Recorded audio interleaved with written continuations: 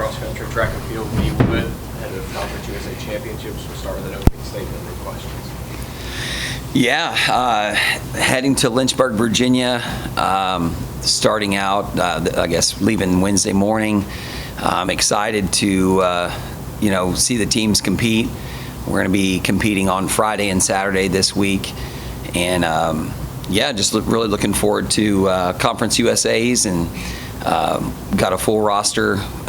Got 26 men going and I think 21 women. And so we're really excited moving into the postseason and just see what we can put together in each event group. So, I think men finished 7th last year, women 9th.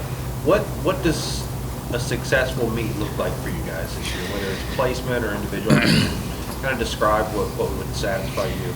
Yeah, I mean, obviously we want to look at team scores. A lot of people don't realize in track and field, we don't really keep track on the regular meets. We don't keep track of team points. We keep track of school records. We keep track of personal bests, but we don't score points in a regular meet. Most regular meets, indoor and outdoor, are both just basically marks. Those marks we try to get our marks better, our times lower, so that we can climb up the ranks into a regional or national type ranking for each individual. So this is the meet that we come together more as a team after we've been focusing on each individual group or each individual member scoring. But now in the postseason, we start going in the coaching staff, we sit down and say, okay, how many points can we score in this event?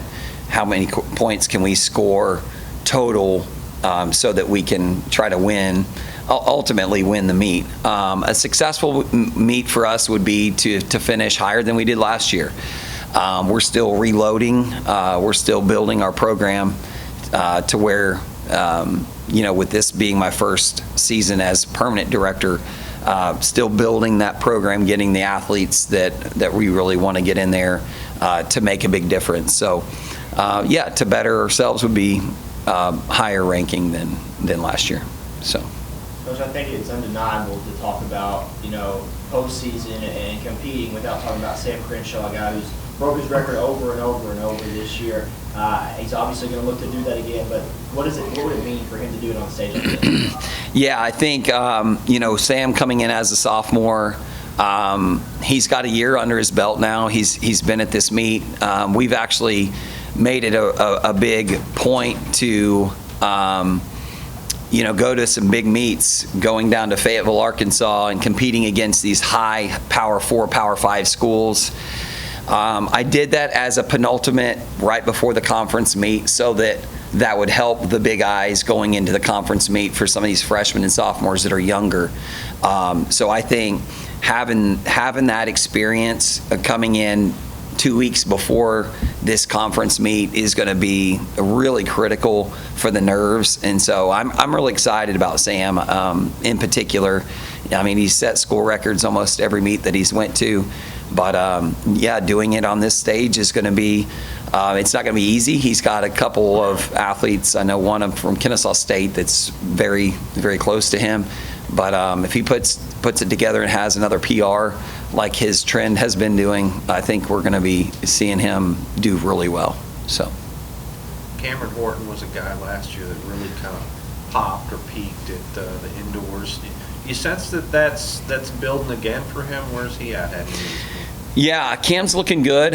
He's had a few minor setbacks, just not being quite 100% in the middle of the year as opposed to last year.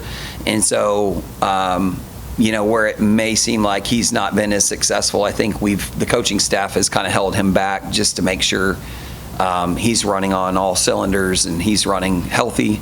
And so I think he's going to be ready to pop pretty good. We had some weather that kind of set us back, but thankfully we have been able to utilize the indoor facility and get him some reps in on the football field, on the indoor football field, when we had that big snow for the last couple weeks ago. So outside of those two, what other events are you really looking at, to see, like you feel like you're projected to be up there, to really place them down? Yeah, I'm really excited.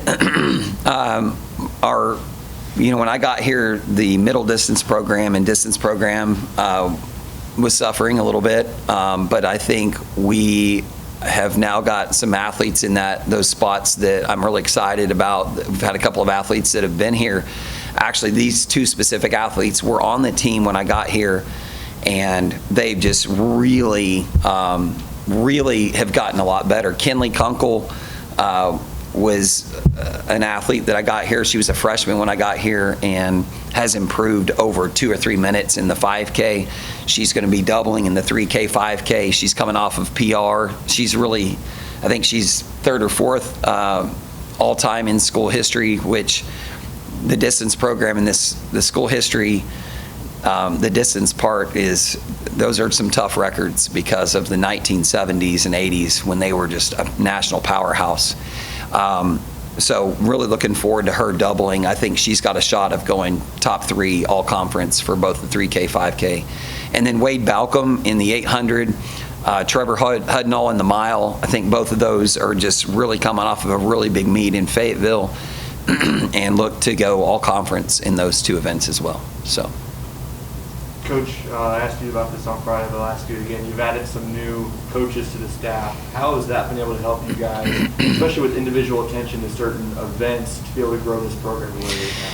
Yeah, track and field's a lot different because there's just so many moving parts to making a team successful, and a lot of that is having the right coaches in there that can really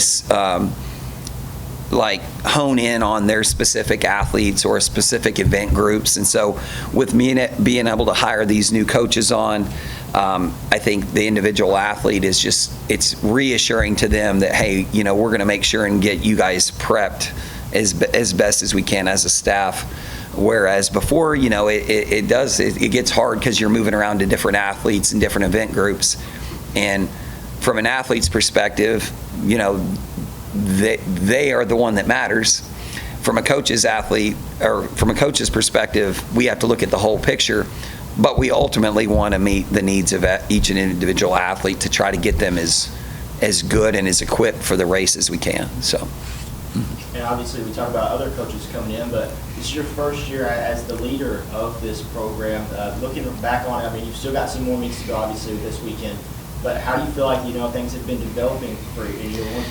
Yeah, there's certain things that I'm just really excited about building as this is my first year. Last summer, I spent a lot of the summer just going through trying to process what it would look like for me if I did get the permanent position.